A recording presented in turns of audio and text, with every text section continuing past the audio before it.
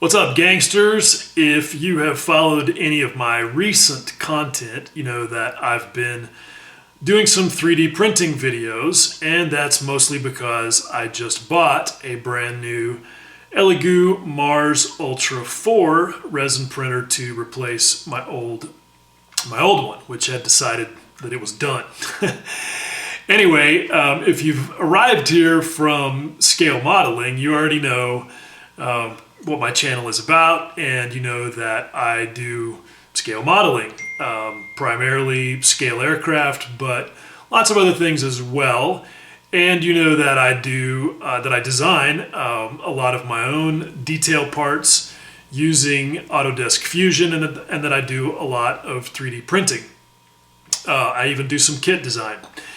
And that's all a pretty perfect extension of the fact that I have an engineering background. And I'm saying that in case you arrived here from the 3D printing space. If you got here because you're either, in 3D printing or you're curious about 3D printing, and you found this because of the title.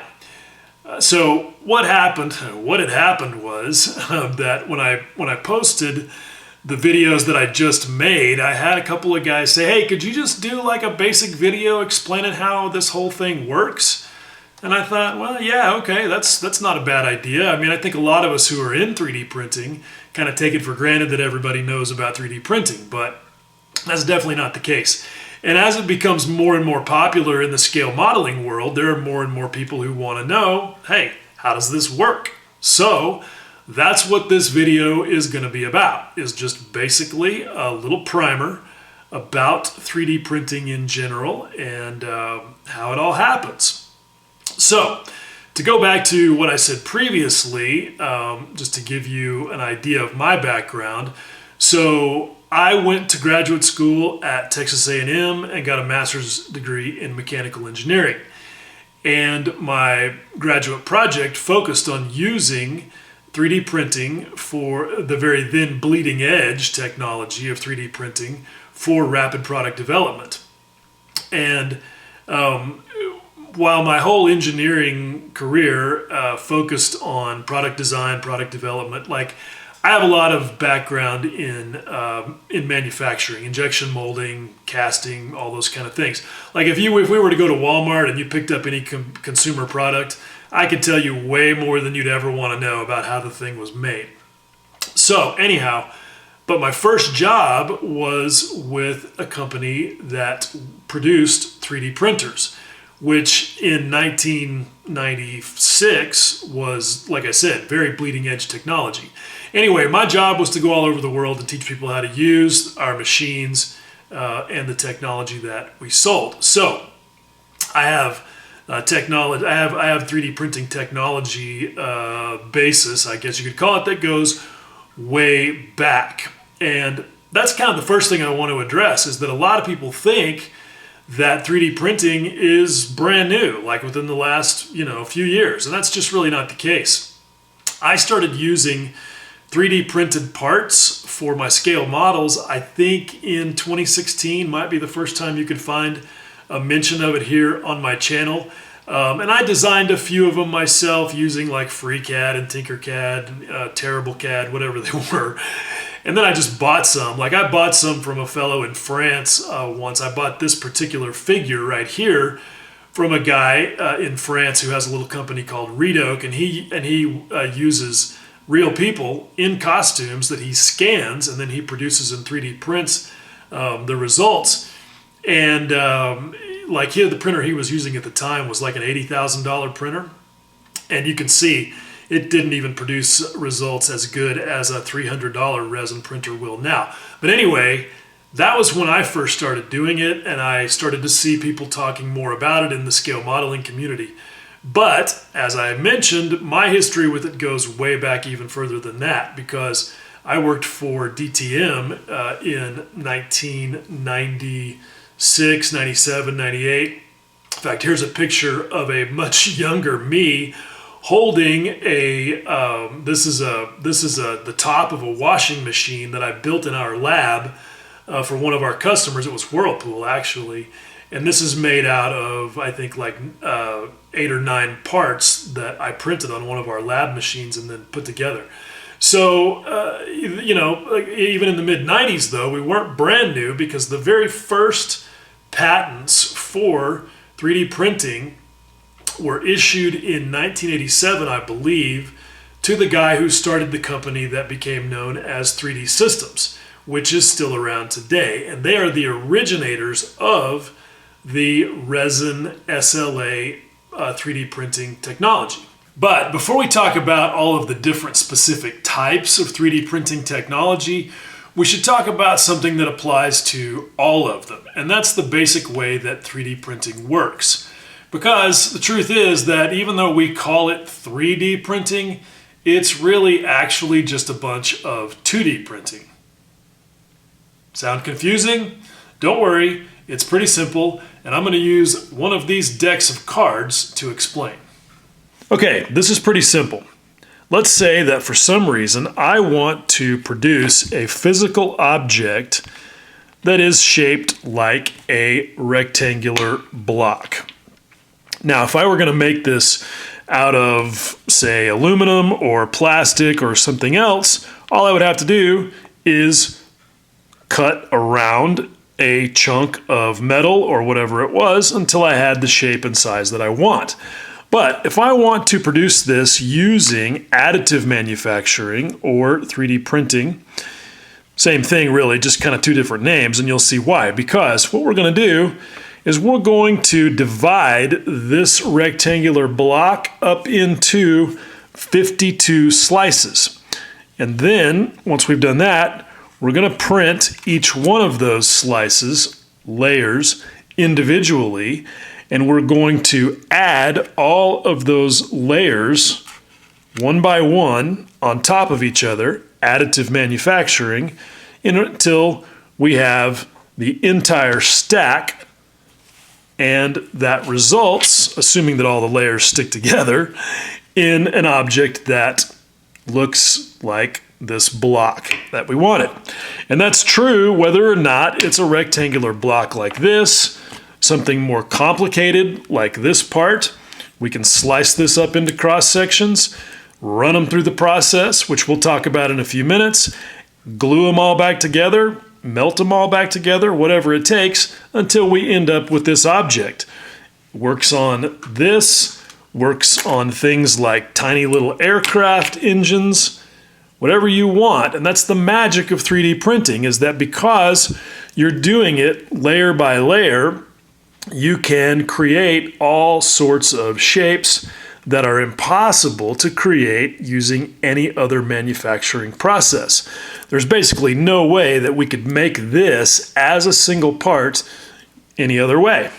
Okay, so now that we know that 3D printing is really just 2D printing a bunch of layers and stacking them up, how might we produce those layers? Well, there's lots of different ways to do it.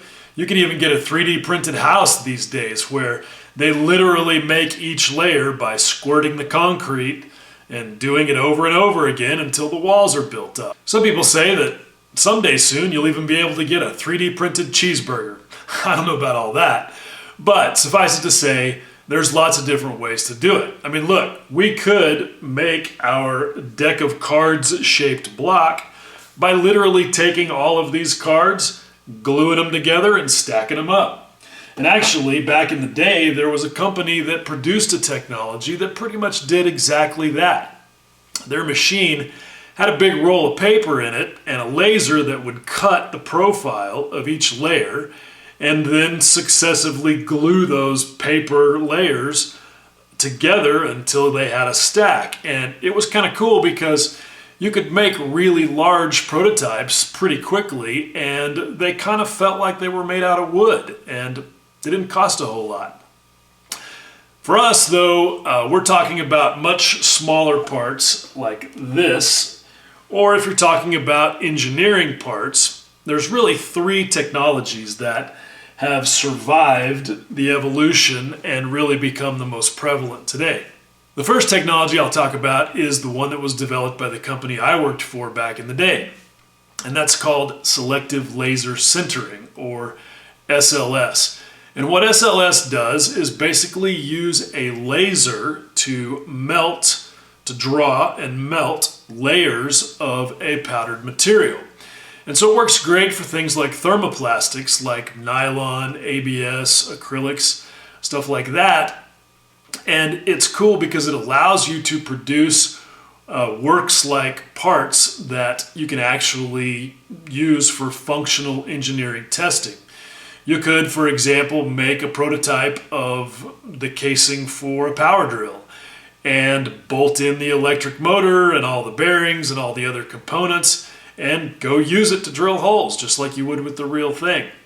It's also continued to evolve a lot, and you can now get machines that will actually use powdered metal and lots of different alloys like titanium alloys, aluminum alloys, different things to produce actual metal parts that have very close material properties to what the real part would be if it were machined or produced with some kind of casting.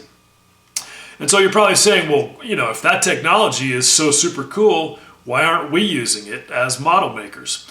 So it's really three reasons. One is that because of the powdered technology or the powdered materials, this surface finish tends to be kind of, nubbly, a little bit grainy. Anyway, it's not really the smoothness that we would want because it's nothing close to what you'd see from an injection molded part.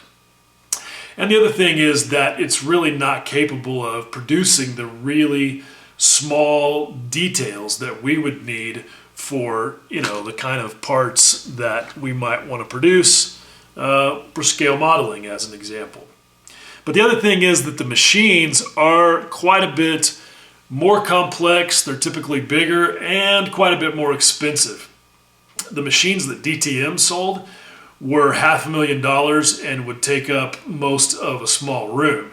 And even now that the technology's evolved a lot, you're still going to spend at least $5,000 for a selective laser sintering machine. So, kind of hard to compete when you can spend a few $100 and get something that will fit on your desktop. So speaking of that, the first technology I'll talk about is FDM, or fused deposition modeling. And FDM's also been around for something like 30 years. And it has survived because it is just so simple and so inexpensive. I mean, you can get a desktop FDM machine these days for literally a couple $100. And that's because basically all it does is use a filament, a string. It looks a lot like the string that comes on your string trimmer that you might use out in the yard. And it's a thermoplastic string, and so it can be heated and melted. And basically all you do is run it through a heated nozzle that moves around to draw each layer, and you progressively stack those layers up, and you'll get a functional plastic part. Like this thing here. This is a little hook that I have a magnet in the back of, and I keep it stuck to the inside of my airbrush booth to hang airbrushes on. Same thing with the booth. When I installed it, the sheet metal duct that came out of the back was sticking basically straight into the wall, and that wasn't going to work. So I designed a duct opening that's got an elbow in it, and had a buddy of mine printed on his FDM printer, and so now it comes out and sticks straight up so that that silver hose there can then go and poke through the wall. I also used it for my lawnmower. I've got this super cool zero-turn lawnmower, and because I had a spinal cord injury about 15 years ago, it's hard for me to climb on and off of it. So I wanted to use my engineering brain and make a kind of a safety rail system that I could grab onto. And I made these brackets that mount that to the frame of the mower using FDM printed parts. And I've been climbing off and onto that mower for the last 3 years, and they haven't failed me yet. So it's really good for functional parts that you would spend a lot of money to get made in any other way, but it doesn't have great surface finish. I mean, you can see just from looking at this thing right here that it has a kind of rough surface finish. And you could deal with that with a lot of sanding and a lot of primer, but it's just not really good for this kind of thing where we need a good surface finish. So for that, we turn to the last of the three technologies, which is SLA.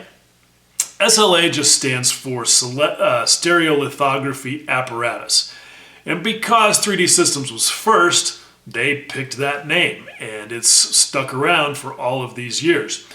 And the original SLA machines used a vat of liquid photopolymer resin.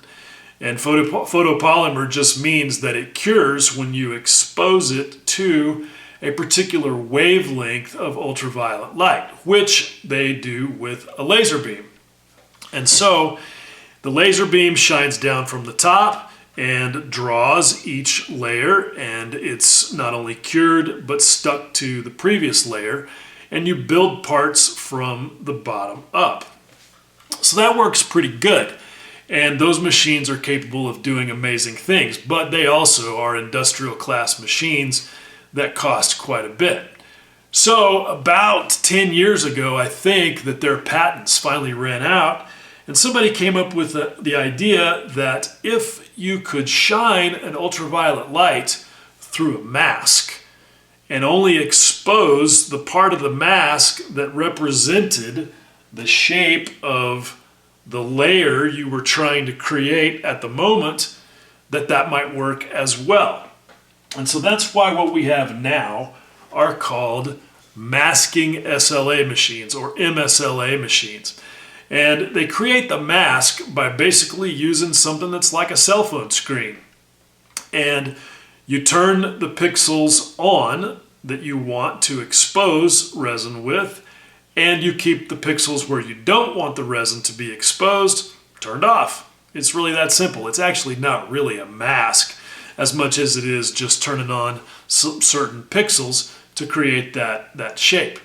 And it works really good. But it also means that we create the parts going in the other direction, because the screen is underneath the part, and you shine the light through the bottom of a tank full of resin. That's what this is right here.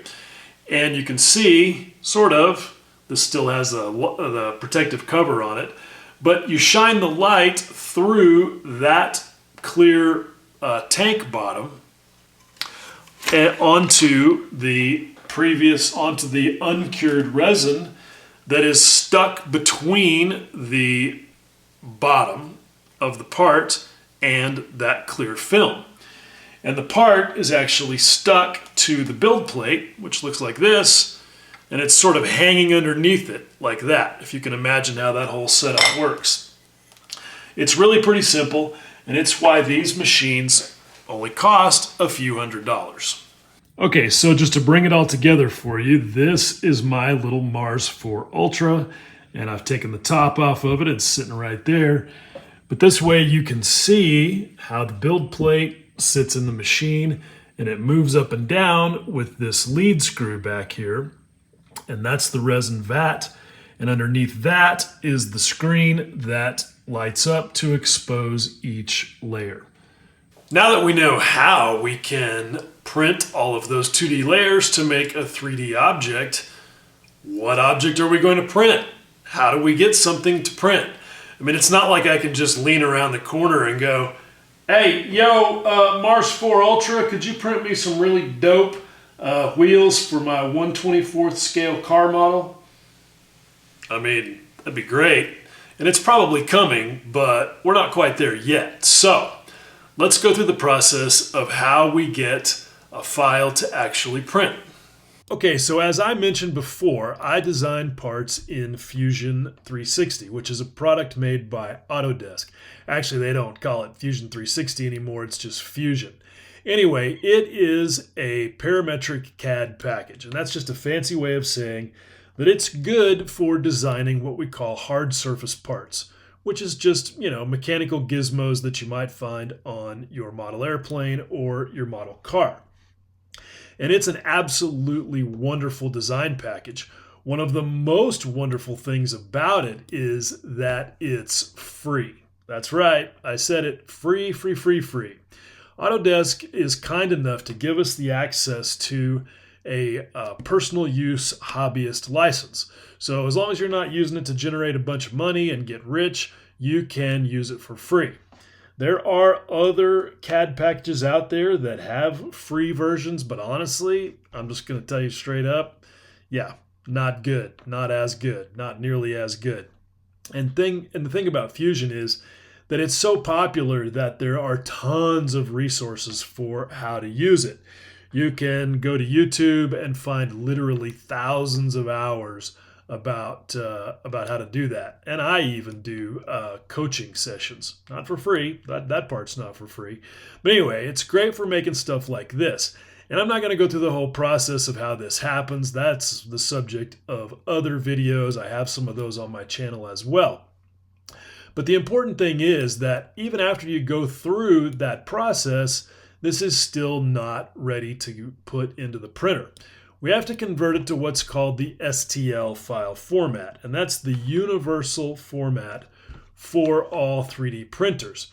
And all I do is go over here and I'll right click and I'll say save as mesh. And I'm going to turn on preview so that you can preview. And you can see that an STL file is really just a bunch of triangles.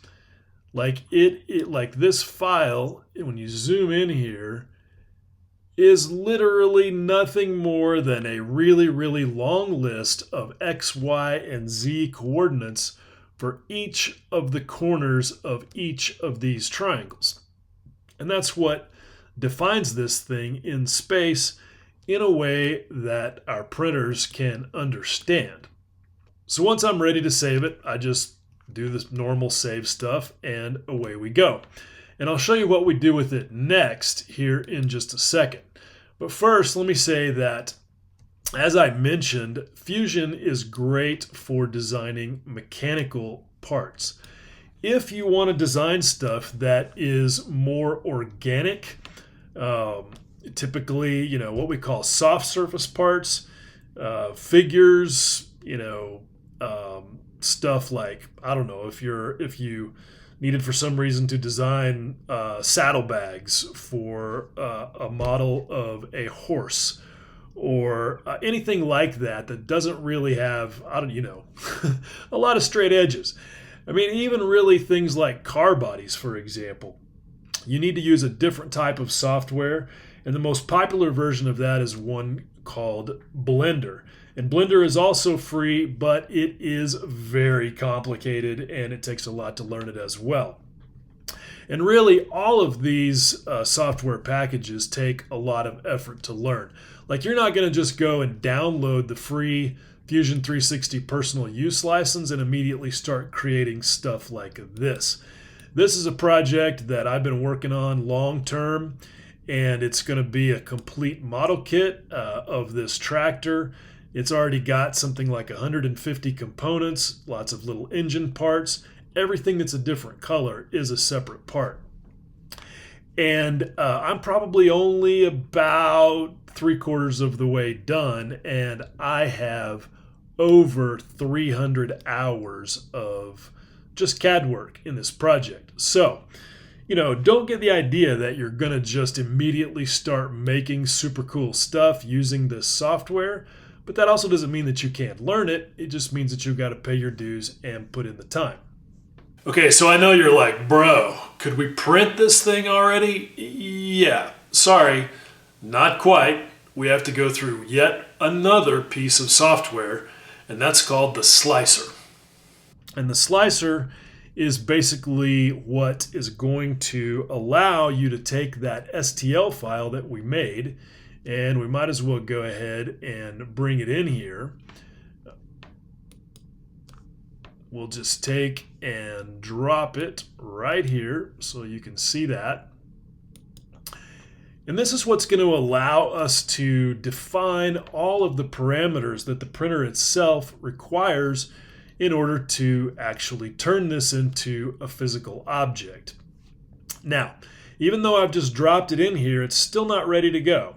There's still quite a bit of stuff that needs to happen to this piece in order to get it ready. So what I'm going to do is I'm going to open a previously created scene that has this part in it so that I can just explain that, because the process of doing all this, yes, you guessed it, also the subject of other videos.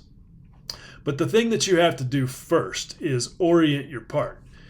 You can print it in pretty much any orientation you want to, but some arrangements or orientations are better than others. And again, that's the subject of a completely different video.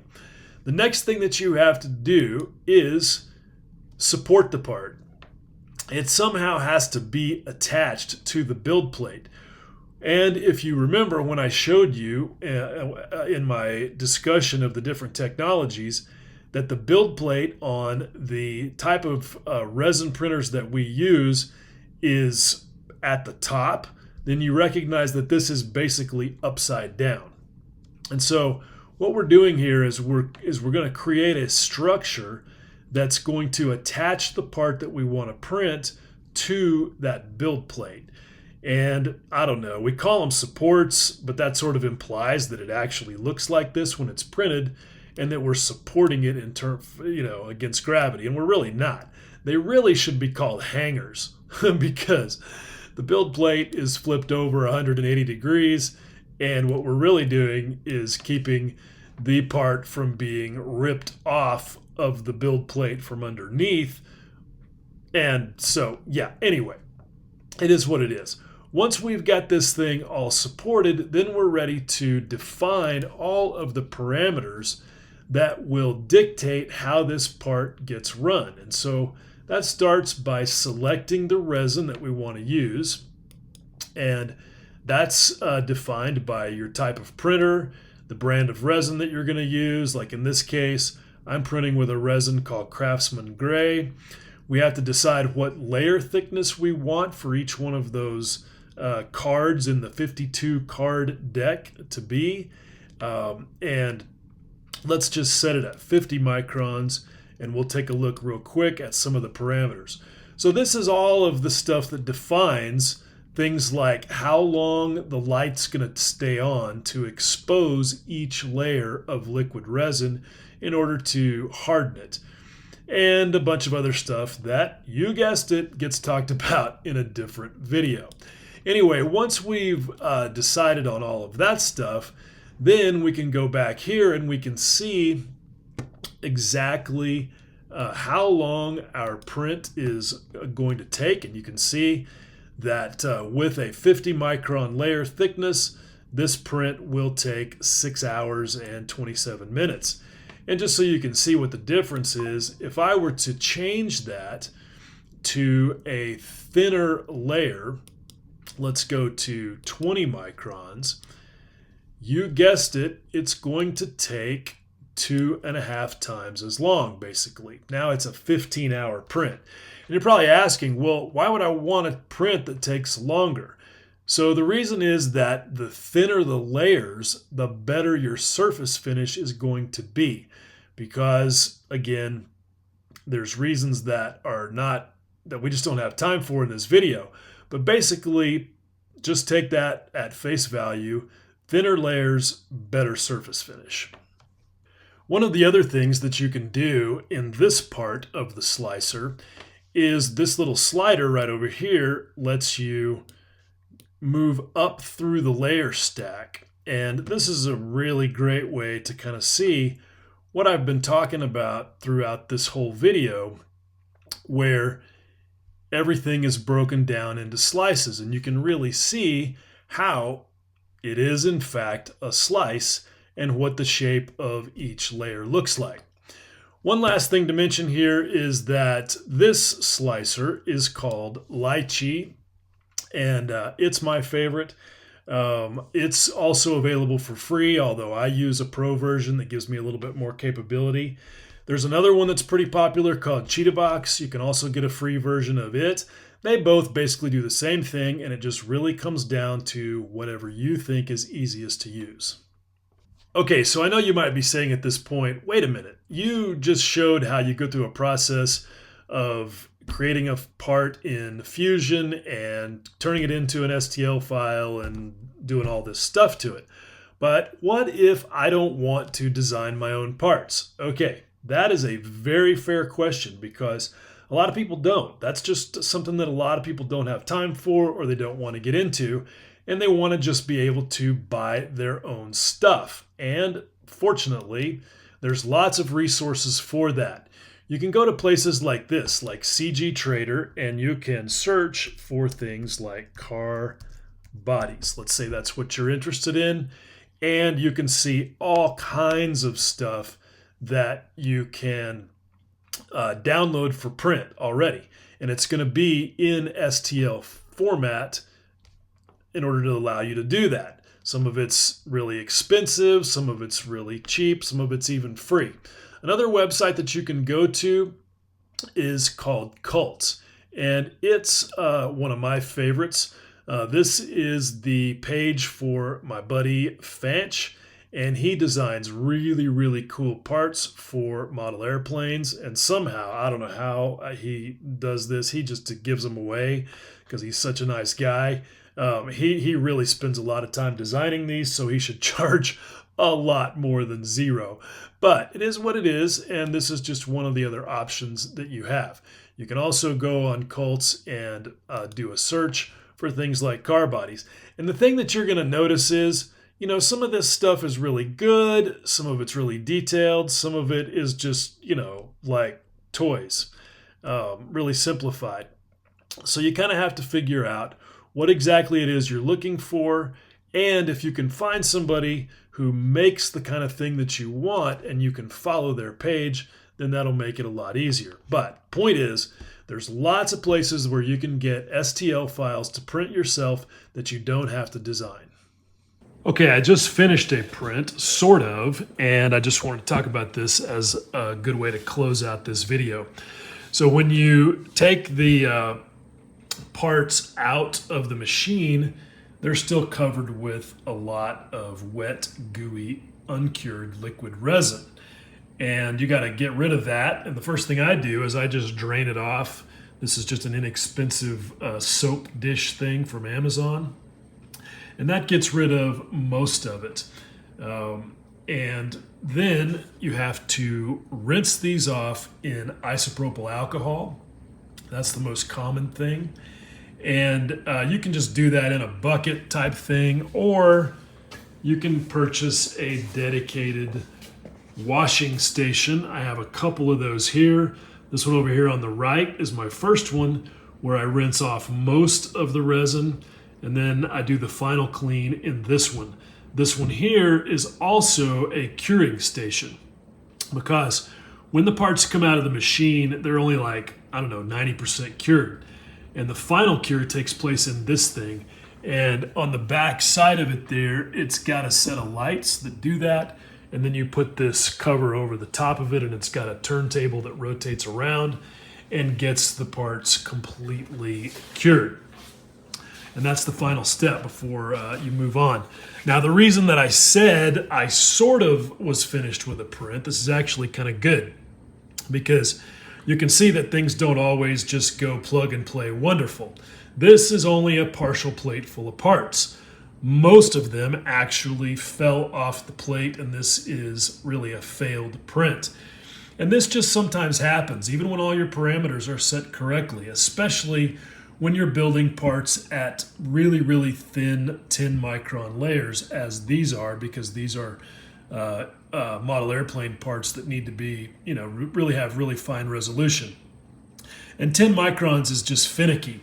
So I'm getting set up to do a vat clean, which you occasionally have to do. And basically what that does is when you run it, it just basically, you do it without the plate, and it basically just prints a rectangle that covers the entire screen area and partially cures it. And I've used an old bit of supports that I stuck in there first to use as a handle, and I'll just peel that out and it'll look something like this, and that'll clean off anything that's stuck to the film on the bottom of the tank, because you definitely don't want to start a new print with anything in there for the build plate to crash into when it comes down. So there you go. That's kind of a really realistic view of how 3D printing goes. Okay, there you go. That's the whole thing, the whole process for 3D printing. As usual, a little long, but hopefully not too detailed. And as always, if you made it this far, I appreciate you watching. Much love.